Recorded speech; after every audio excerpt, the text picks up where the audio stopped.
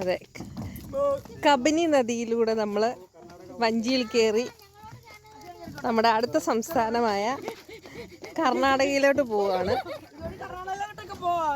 അപ്പുറത്ത് കാണുന്ന കർണാടകയിലെ ആൾക്കാരല്ലേടി? ആ, അങ്ങോട്ട് പോയിട്ട് തിരിച്ചു വരുന്നവരല്ലേ? വാ കുഞ്ഞു.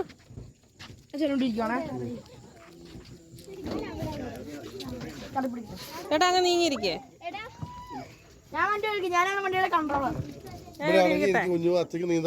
കുഞ്ഞു അവിടെ നിന്ന് നമ്മളങ്ങനെ വഞ്ചിയിൽ പോവാണ്. ഒരു സെറ്റ് അപ്പുറത്തും ഒരു സെറ്റ് ഞങ്ങൾ ഇപ്പുറത്തും.